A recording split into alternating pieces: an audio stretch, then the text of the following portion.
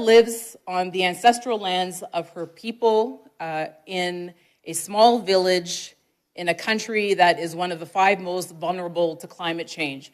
And already that tells you, because I said it's one of the 5 countries that's most vulnerable to climate change, that she lives in a sub-Saharan African country. Those 2 things immediately go together.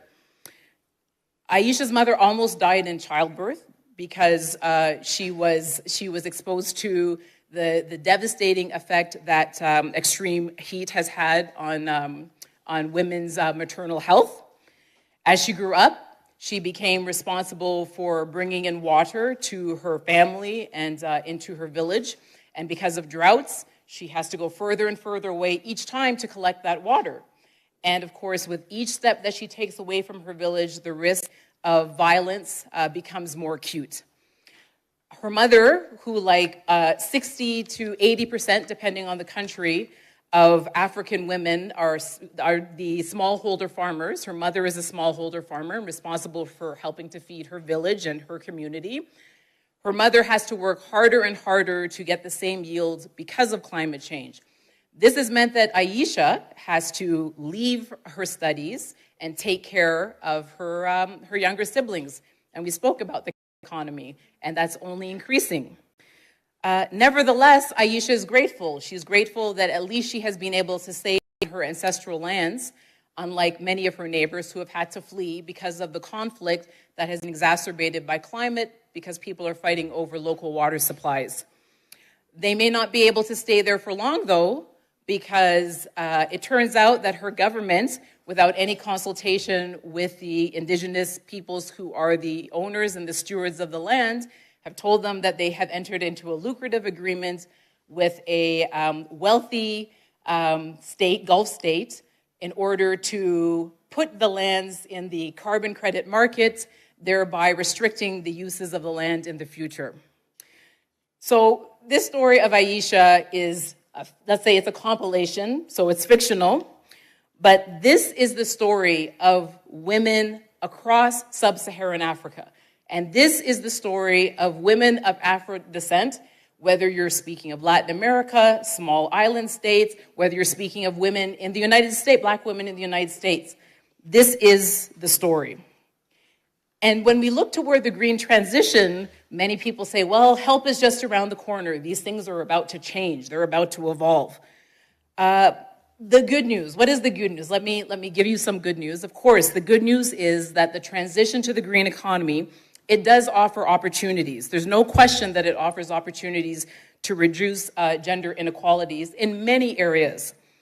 However, African women, for instance, are overwhelmingly concentrated in jobs and in sectors that are likely to create the lowest paying and the most unstable jobs, as opposed to the high value, for instance. And that's just a for instance.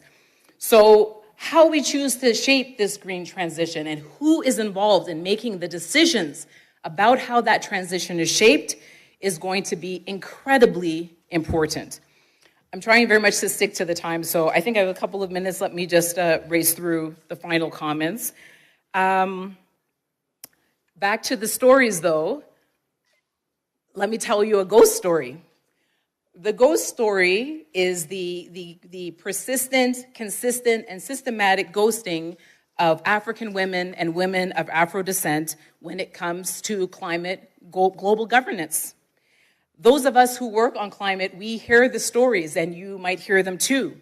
The absence of African women from research committees like the IPCC, the absence of African and diaspora women from delegations to multilateral negotiations, the absence of African and diaspora women from global climate governance bodies. What you hear is the absence, the absence, the absence. And what we know is that when I say ghost story, what I meant is imagine the out-of-body experience of floating and looking inside at things from the outside, where people are making fundamental and permanent decisions about your life. This is a ghost story, and this is hopefully the beginning of the end of it in this room today. So always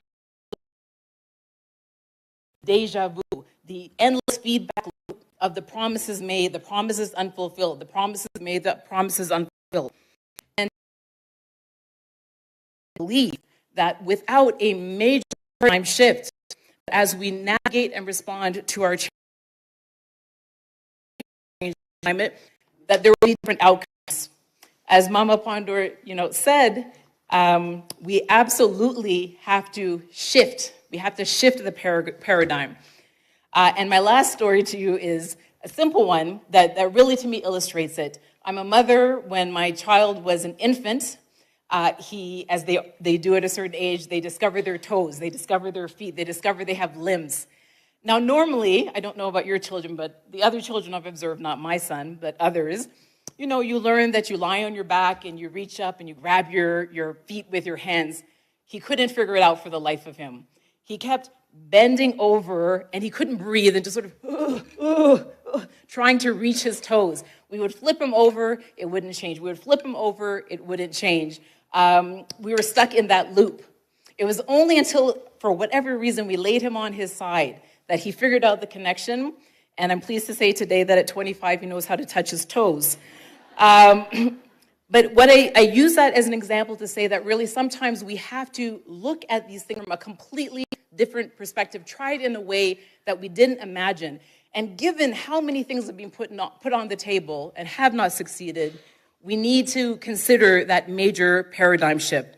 So as Mama Pandor said yesterday, we together must seek to drive the agenda, to unite and provide support to each other, to strive to invest in other women's success, and in this case, in particular, African and Afro-descendant women.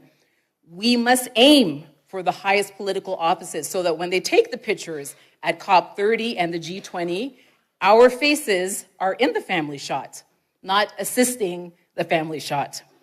And we must show, as Mama Pandor said, that we really mean business. Last quote, yes, I know. Last quote, last thing. The last quote that I will leave you, and it really is, I promise. The last quote I will leave, and you're being very indulgent. The last quote that I will leave you with, this is actually a paraphrasing of the comments that the Kenyan president made at the United Nations General Assembly about the inclusion of African countries in the Security Council. I'm paraphrasing what he said because it's so perfectly encapsulated, what we're hoping to communicate today. This is the paraphrase. You cannot claim to care about the climate while disregarding the voice of African and Afro-descendant women. It is not possible. African women are no longer willing to wait on the margins of global governance while decisions about climate are made without our understanding, without our perspectives, and without our leadership. African women's exclusion is not only unacceptable, unfair, and grossly unjust, it also undermines the very credibility and success of the global transition. African women bear the heaviest costs of instability because of climate change. Yet African women are without a permanent seat at the table where decisions about our destiny are made.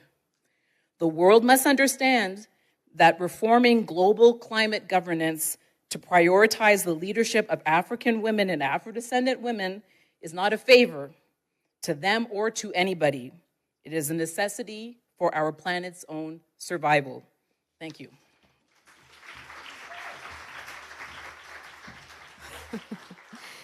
Thank you so much, Anime. That was incredibly powerful, and I do agree that storytelling is very powerful. Thank you. I am now going to wear a different hat. While I'm still program director, I'm now also going to be the moderator for the closing plenary. And I have keynote speakers, which I would like to join me on stage. Ms. Aleta Miller from UN Women Representative, who's a UN Women Representative in South Africa, Multi-Country Office. Dr. Okito Wedi from Creative Development, and Mama Yvonne Chaka Chaka, Princess of Africa Foundation.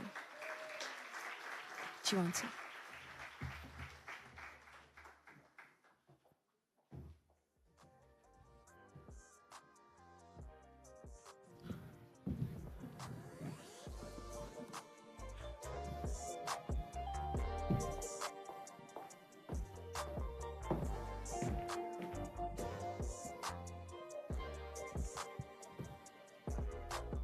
I mean, we with that gorgeous dress.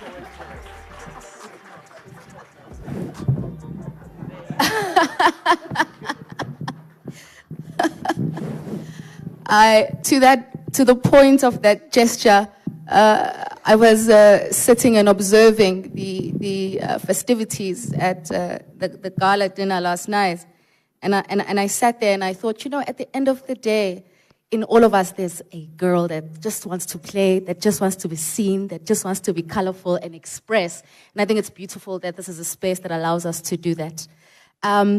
Ms. Aleta Miller, I will start with your key address. Thank you.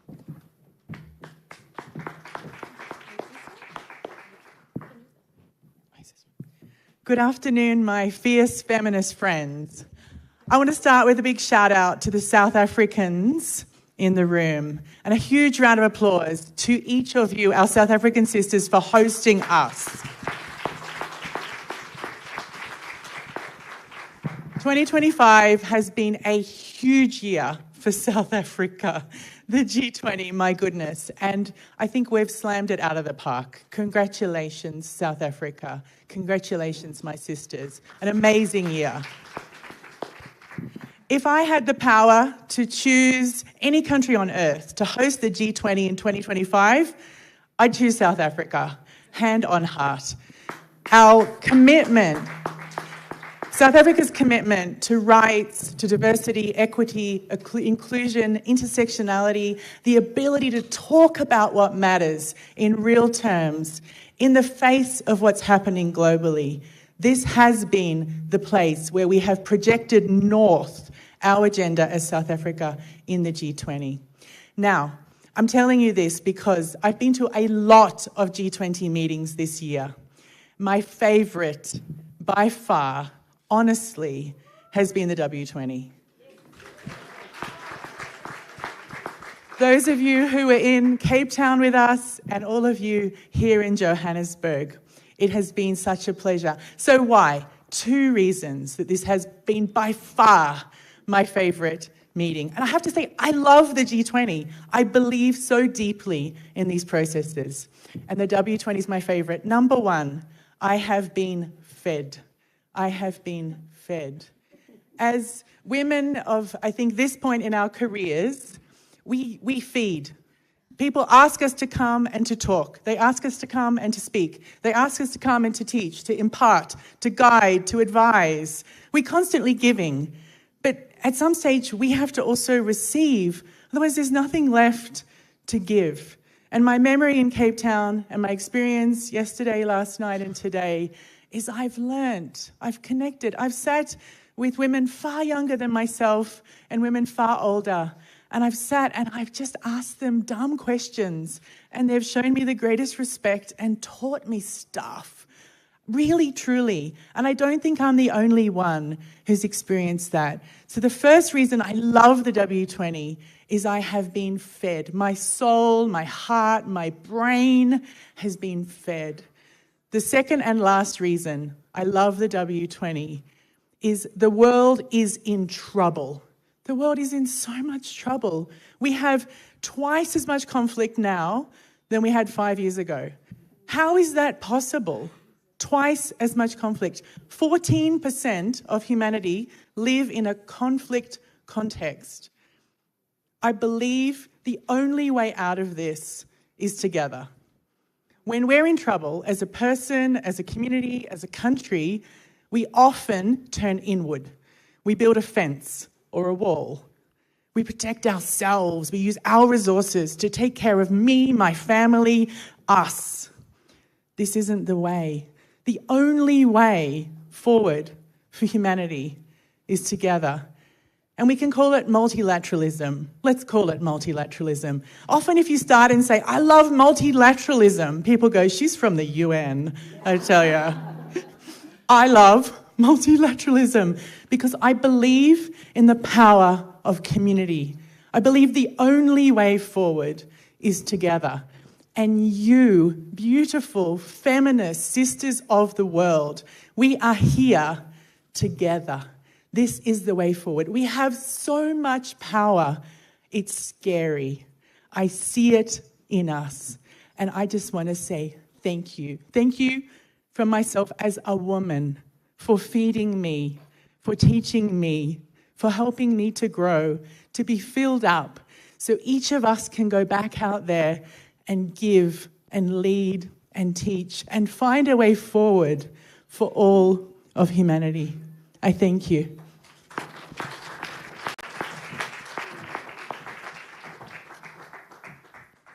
Thank you very much. I definitely agree. I have also been fed. While doing all the running around, I'm also being fed continuously by all of you.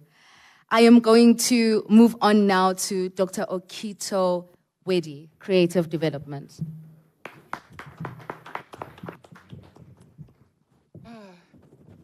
Good afternoon, everyone. All protocol observed. Is that me? Are we all right? Okay, great. All protocol observed. It is truly an honor to be here with all of you. And I don't say this because, that's the thing you say to be politically correct. You kind of have to say it's an honor to be here, whether it is or it isn't. I am genuinely privileged to be in this room today. So much so that when Prof. Nania asked me to give this keynote address, I almost said no. Almost.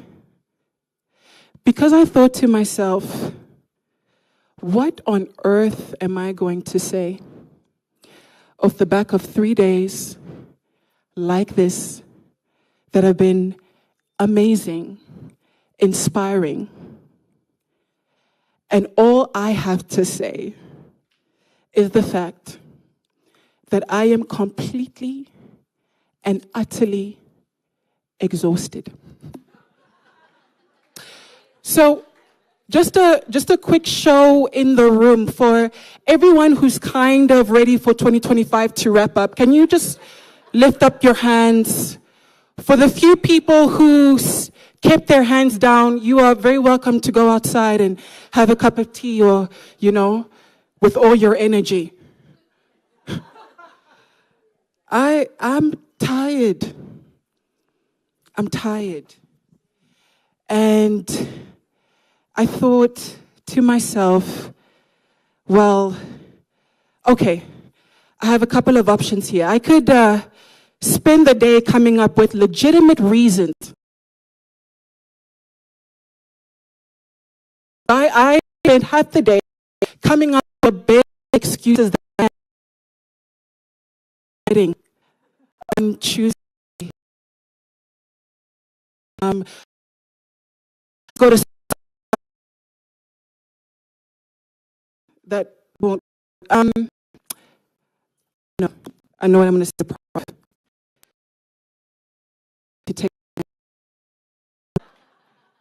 and I am convinced, Prof. Nani, don't know how it takes.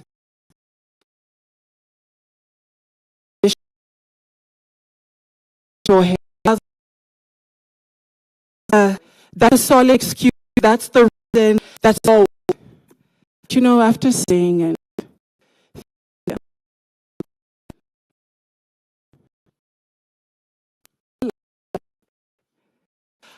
to perform, being a stop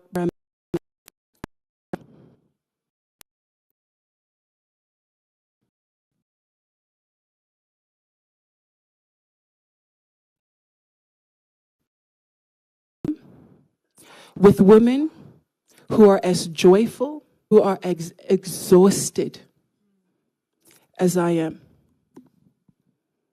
And that's okay. It's okay to be tired because we still showed up. We show up. We show up with babies tied on our backs. We show up with bags of rice balancing on our heads. We show up with medicine in our hands. We show up with money we don't have. We show up with ideas. We show up with solutions. We show up with songs for times of celebration. We show up with comfort in times of mourning. Women show up. And this room,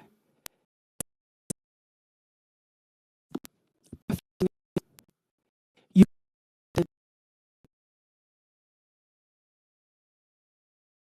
men did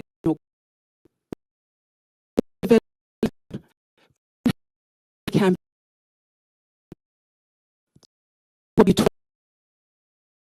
when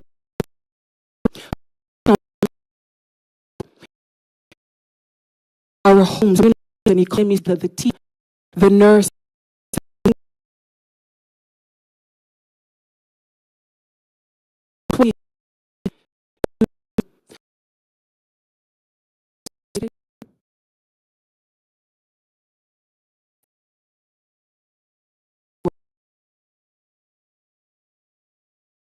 like we show up because that is what we do. This is what we do.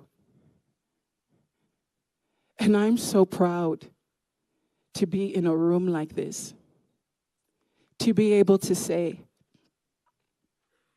that regardless of how tired I am, I know I'm in a room surrounded by peers who understand the importance of the commitment to stay within the frustration, to stay within the uncertainty, even the fear of having to show up for this kind of work day in and day out. Because you understand that there are other people, other women on the other side of your commitment. A woman, an abused woman, who's figuring out how to get out of an abusive relationship that could take her life. A 9-year-old who wants to go to school, but instead of being prepared to go into grade 3, they're being prepared to be married off to someone 40 years their senior. A little boy who finally needs to understand that you are allowed to feel and express more than anger. It's okay to cry. And just by virtue of hearing that, potentially, you might have changed the very trajectory of who this man becomes. And this is why we are here. This is who we will continue to show up for. I want to honor you. I want to thank you from the bottom of my heart for showing up here today, despite how tired you are, for showing up for each other, and for allowing me the privilege of standing up on this stage, joyful, exhausted, and full of gratitude to be able to share in this holy work, this holy burden of being able to share and being able to show up. So thank you so much.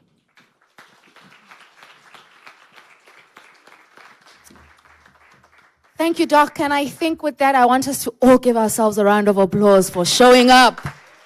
Woohoo! And my last speaker for in my keynote is Miss Yvonne Chakachaka. Uma. Yvonne Chakachaka.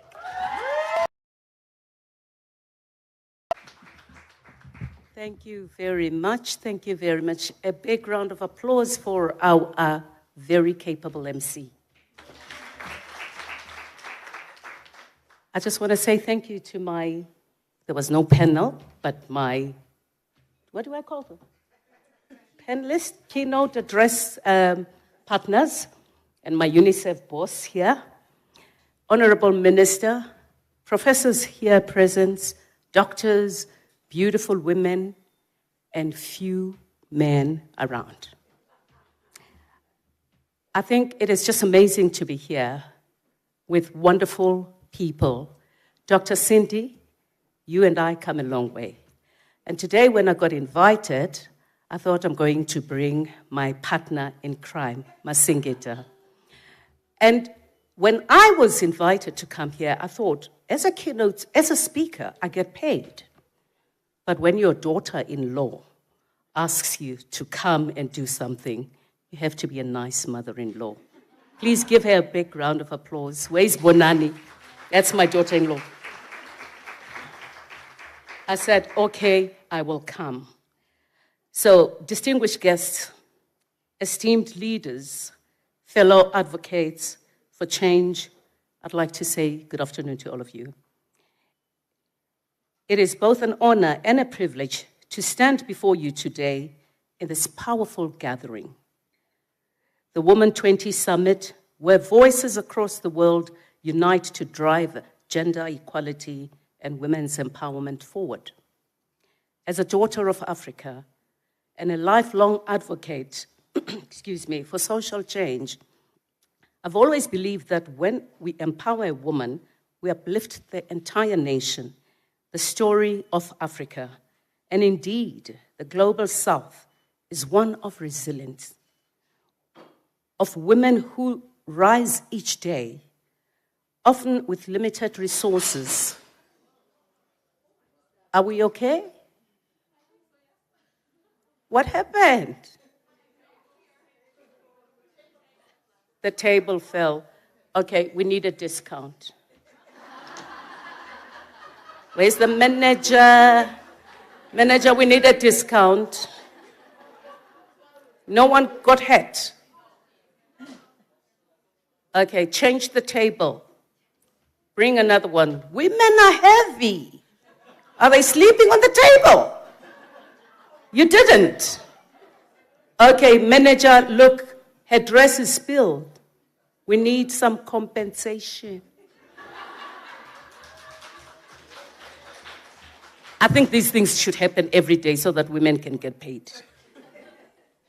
Anyway, let me go back to my speech whilst we are busy fixing there.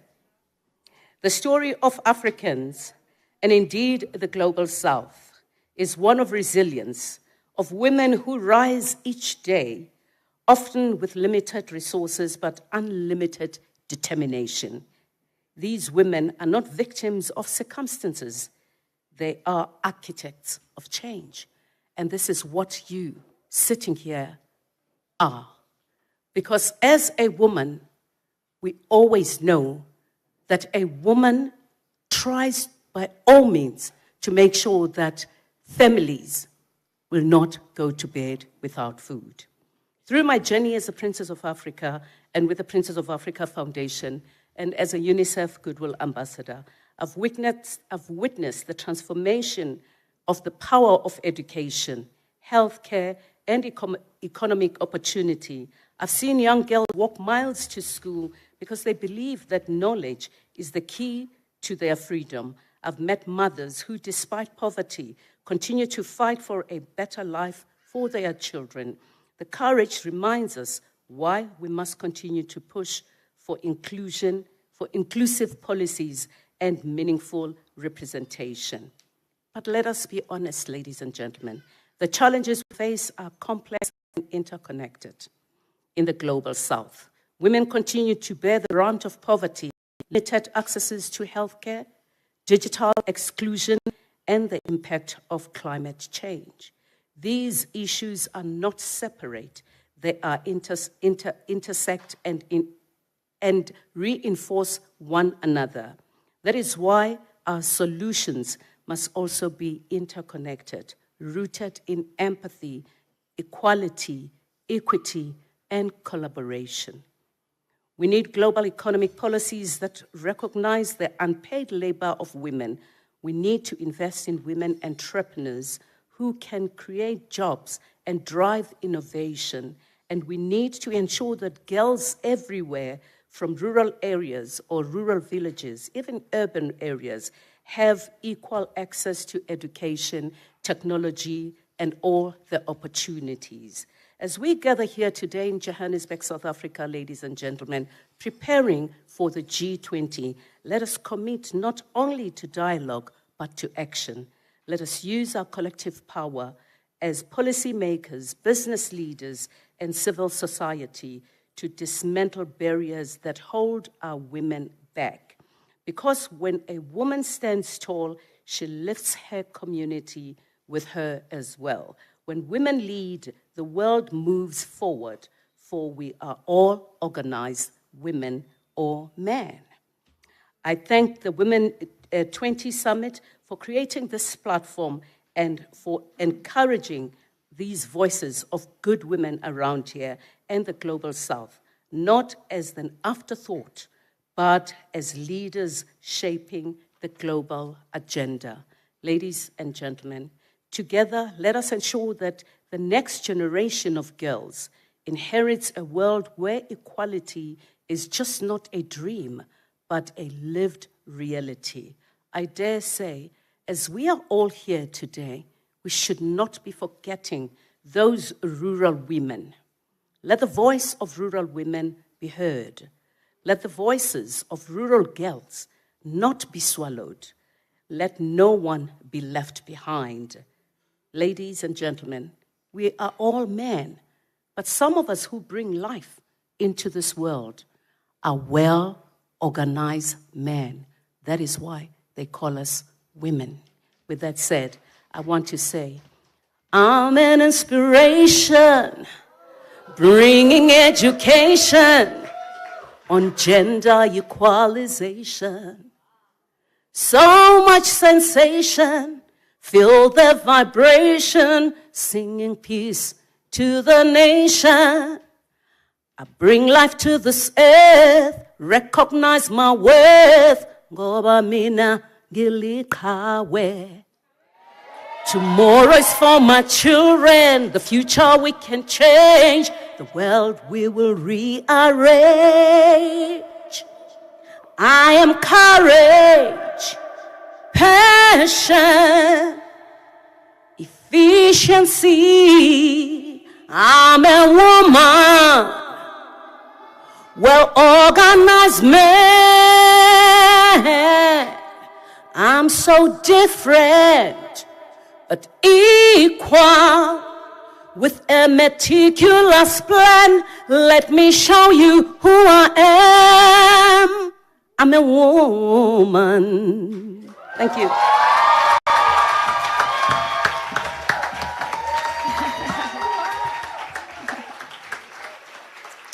Professor Nanya, if you may join us for a picture moment and the tokens of appreciation.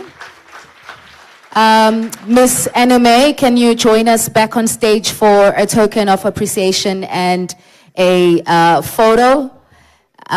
Please do. We can. I just need to.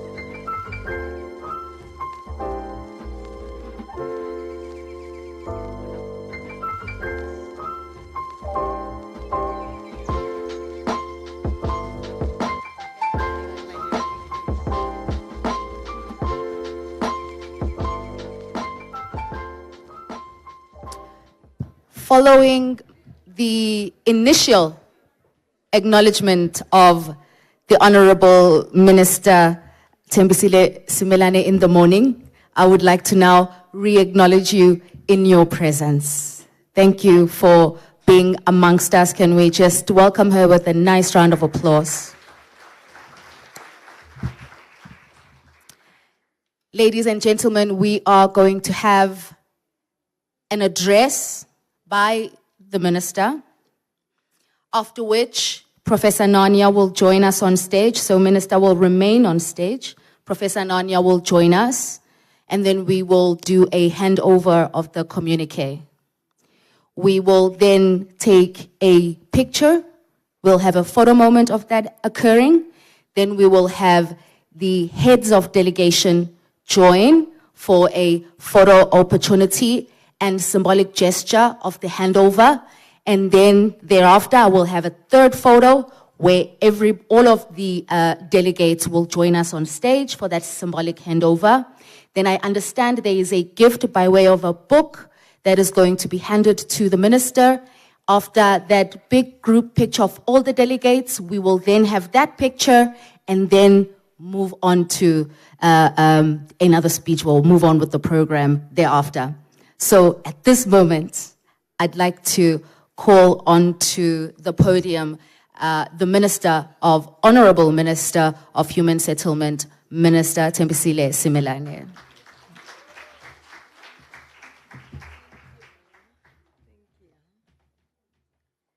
Thank you very much, Program Director. It's comforting that there's someone who's shorter than I am.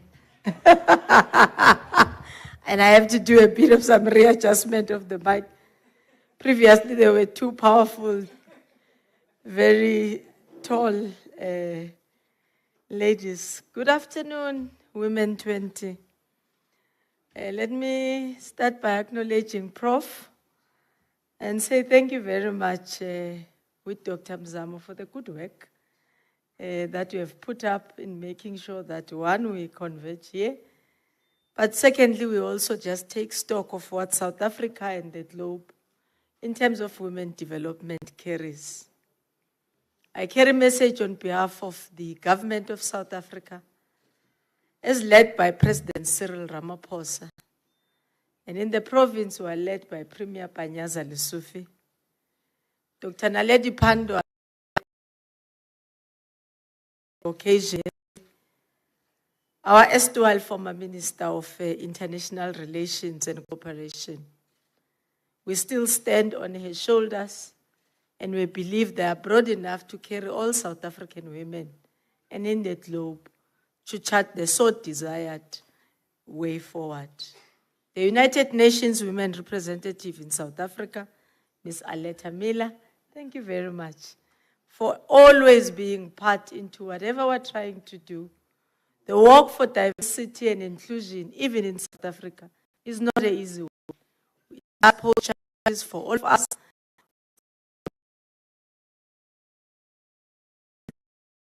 The challenge and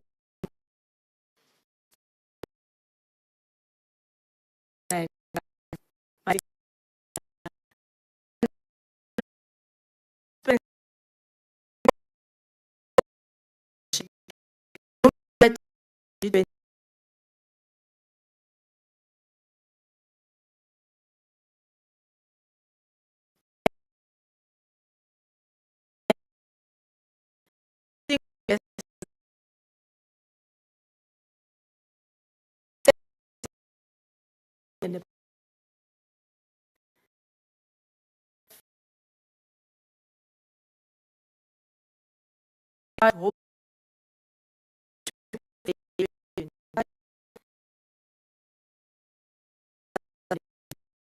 is spirit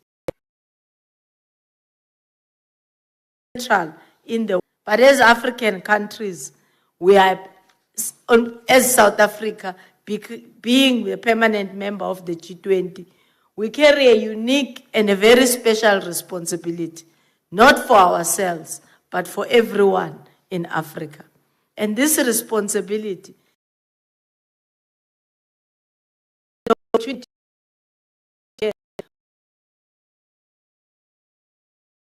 an African agenda, together with priorities that gives us what is important globally, but also what is key into the heart of our government.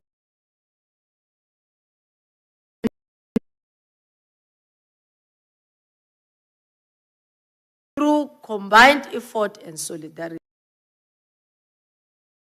the toughest challenges, and chart a path towards inclusive, sustainable, and resilient societies.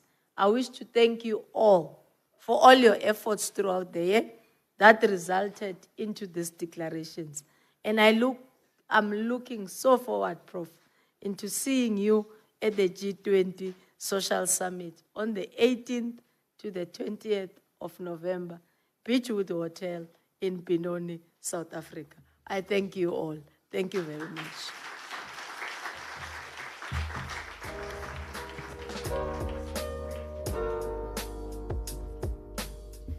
So Prof will now give us a brief overview of the communique and hand over the communique to the Minister. Thank you very much, Tulile. I'm hoping that very, very soon there will be a QR code on the screen so that you all have access to the communique that will be handed over to Minister Similani. Minister, it means a lot to W20 that you are here today, that you are recognizing the hard work that we have done, and that you have taken our communique to heart. We look forward to releasing this communique, which is now on the screen, into the public domain, and we do hope that it goes with you. In the spirit of Ubuntu, we recognize that nations must work together and that no one should be left behind. Now is the time to bring our collective humanity to bear, to address widespread poverty, underdevelopment, and to fulfill the promises that the full engagement of women brings to the world.